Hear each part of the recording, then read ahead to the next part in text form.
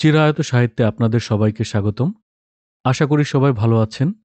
আজ আমরা আপনাদের জন্য নিয়ে এসেছি স্যার আর্থার কোনান ডয়েলের ঘটনাটি। তো চলুন শুরু করা যাক আমাদের আজকের গল্প, স্যার আর্থার কোনান ডয়েলের ঘটনাটি। পরলোকগত আত্মার সঙ্গে প্ল্যানচেটের মাধ্যমে যোগাযোগ করার সময় এই ঘটনাটি শুনেছিলাম। প্ল্যানচেটের মিডিয়াম যেভাবে ঘটনাটি বলে গেছে হুবহু সেইভাবেই বর্ণনা করছি। সেদিন রাতের কিছু ঘটনা আমার পরিষ্কার মনে আছে, আবার কিছু ঘটনা যেন অস্পষ্ট স্বপ্নের মতো। তাই ঠিক কি হয়েছিল তা গুছিয়ে বলা বেশ কঠিন। যেমন, কেন সেদিন লন্ডনে গিয়েছিলাম আর কেনই বা অত রাতে লন্ডন থেকে ফিরছিলাম তা ঠিক মনে পড়ছে না। লন্ডনে আগে যতবার গেছি সেদিনের লন্ডনের যাত্রাটাও যেন সেগুলোর সঙ্গে মিশে তালগোল পাকিয়ে গেছে। তবে রাতে সেই ছোট্ট গ্রামের স্টেশনে নামার পর থেকে সবকিছু আমার স্পষ্ট মনে আছে, প্রতিটি মুহূর্ত। ট্রেন থেকে নেমে প্ল্যাটফর্ম ধরে হাঁটতে হাঁটতে স্টেশনের ঘড়িতে দেখলাম রাত 11:30 বাজে। ভাবলাম বাড়ি যেতে যেতে হয়তো রাত 12টা বেজে যাবে। স্টেশনের বাইরে এসে দেখলাম বড় মোটর গাড়িটা আমার জন্য অপেক্ষা করছে।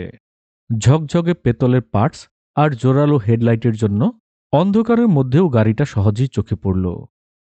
গাড়িটার ডেলিভারি পেয়েছি সেদিনই। 30 অশ্বশক্তি ইঞ্জিনওয়ালা গাড়ি। আমার ড্রাইভার পার্কিনসনকে জিজ্ঞাসা করলাম, গাড়িটা কেমন চলছে? ও বলল, ভীষণ ভালো, আমি একটু চালিয়ে দেখব। এই বলে ড্রাইভারের আসনে বসে পড়লাম। স্যার, এই গাড়ির গিয়ার একটু অন্য ধরনের। এই রাতে আপনাকে চালাতে হবে না, আমিই চালাই, বলল পার্কিনসন। না, আমিই চালাবো, এই বলে গাড়ি স্টার্ট দিলাম। আমার বাড়ি স্টেশন থেকে 5 মাইল দূরে। গিয়ার বদলানোর পদ্ধতিটা একটু অন্যরকমের হলেও আমার ব্যাপারটা কঠিন বলে মনে হলো না। রাতের অন্ধকারে নতুন গাড়ি নিয়ে এরকম পরীক্ষা নিরীক্ষা করাটা যদিও বোকামি, তবুও মনে হলো মাঝে মাঝে এরকম বোকামি করলে ক্ষতি কি।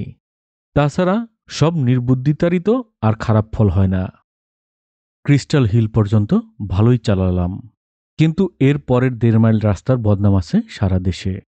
শুধু চড়াইটা খারাপ বলে নয়, 3টে বিপজ্জনক বাঁকও আছে। এই পাহাড়টা পেরোলেই আমার বাড়ি। পাহাড়টার মাথা থেকে নিচে নামার সময় সমস্যা শুরু হলো। বেশ দ্রুত গতিতে চলছিল গাড়িটা। হঠাৎ ভাবলাম গিয়ারে না দিয়ে গাড়িটা গিয়ারের নিউট্রালে উতরিয়ে রাস্তাটা চালিয়ে নিয়ে যাব, কিন্তু গাড়িটাকে নিউট্রালে আনা গেল না। শুধু তাই নয়, গাড়িটা টপ গিয়ারে গিয়ে ফেসে রইল। উতরায়ের রাস্তায় ঝড়ের বেগে নামছে গাড়ি, বাঁকগুলো আসবে একে একে। সুতরাং গাড়িটাকে নিয়ন্ত্রণ রাখার জন্য ব্রেক কষলাম, কিন্তু ব্রেক লাগল না। তাতেও ঘাবড়াইনি, কিন্তু এরপরে হ্যান্ড ব্রেকেও যখন কাজ করল না, তখন আশঙ্কায় রীতিমতো ঘামতে শুরু করলাম। গাড়ির উজ্জ্বল হেডলাইটের আলোয় রাস্তা দেখে কোনো রকমে প্রথম বাঁকটা পেরোলাম। এরপর প্রায় খাদে পড়তে পড়তে কোনোরকমভাবে দ্বিতীয় বাঁকটাও পেরোনো গেল। এখন 1 মাইল সোজা রাস্তা, তারপর তৃতীয় ও শেষ বাঁক। এই বাঁক কাটাতে পারলেই এই যাত্রা বেঁচে যাব, কেননা এরপর আমার বাড়ির রাস্তাটা একটু চড়াইয়ের মতো। গাড়ির গতি আপনা আপনি কমে যাবে। এই বিপজ্জনক পরিস্থিতিতেও পার্কিনসন ছিল সতর্ক ও তৎপর, মাথা একদম ঠান্ডা। ও বলল, স্যার, এভাবে কিন্তু আমরা শেষ বাঁকটা কাটাতে পারবো না, গাড়ি অবশ্যই খাদে পড়বে। তারপরে পার্কিনসন ইঞ্জিনের সুইচটা অফ করে দিল, কিন্তু তা সত্ত্বেও গাড়ি অসম্ভব দ্রুত গতিতে গড়িয়ে চলল। তখন পাশের সিট থেকে হাত বাড়িয়ে স্টিয়ারিং হুইলটা সামলাতে সামলাতে পার্কিনসন বলল, স্যার, এই শেষ বাঁকটা আমরা কিছুতেই কাটাতে পারবো না, আপনি বরং গাড়ির দরজা খুলে লাফিয়ে পড়ুন। আমি বললাম, না, দেখা যাক শেষ পর্যন্ত কি হয়, তোমার ইচ্ছে হলে তুমি লাফাতে পারো। না স্যার, আমিও তাহলে আপনার সঙ্গেই থাকব, বলল পার্কিনসন। এটা যদি আমার পুরনো গাড়ি হতো তাহলে গাড়িটা রিভার্স গিয়ারে দিয়ে গিয়ার বক্স জ্যাম করে একটা সুযোগ নিতে পারতাম, কিন্তু এই গাড়িতে তা করা গেল না। পার্কিনসন আমার জায়গায় ড্রাইভারের সিটে চলে আসার চেষ্টা করলেও পারল না। যে গতিতে গাড়ি চলছে তাতে সেটা সম্ভব না। স্টিয়ারিং থেকে যেন কোনোরকম শু আওয়াজ হচ্ছে, আর বিশাল ঝকঝকে নতুন গাড়িটা ক্যাস ক্যাস আওয়াজ করে তীব্র গতিতে চলছে। হেডলাইট জ্বলছে উজ্জ্বলভাবে। পলকের জন্য আমার মনে হলো উল্টো দিক থেকে যদি কোনো মানুষ বা বাহন আসে, আমাদের এই গাড়ি তাদের জন্য হবে মৃত্যুর উজ্জ্বল পরোয়ানার মতো। তৃতীয় বাঁকটা কাটানোর সময় গাড়ির একটা চাকা মুহূর্তের জন্য খাদের উপর ঝুলে থাকলেও খাদে না পড়ে কোনো রকমে আমরা বেঁচে গেলাম। এবার খালি একটা পার্কের গেট, যার ভেতর দিয়ে আমরা বাড়ি যাব। কিন্তু গেটটা আমাদের ঠিক সামনে নয়, আমাদের এই রাস্তা থেকে বাঁ দিকে ২০ গজ দূরে। স্টিয়ারিংয়ের হুইলটা ঠিকমতো ঘুরিয়ে নিশ্চয়ই ওই গেটের কাছে যে পৌঁছাতে পারতাম। কিন্তু তৃতীয় বাঁকটা কাটানোর সময় সম্ভবত স্টিয়ারিংটা খারাপ হয়ে গেছিল, সেই জন্য আর ঠিকমতো ঘোরানো গেল না। প্রাণপণ চেষ্টা করেও গাড়িটাকে যখন আর নিয়ন্ত্রণে রাখা গেল না, তখন আমি আর পার্কিনসন দুজনেই গাড়ি থেকে লাফিয়ে পড়লাম। মুহূর্তে ৫০ মাইল স্পিডে চলতে থাকা ওই গাড়ি গিয়ে ধাক্কা মারল পার্কের গেটের ডান দিকে থামে। সংঘর্ষের আওয়াজটা শুনতে পেলাম স্পষ্ট। আর আমি তখন হাওয়ায় ভাসছি।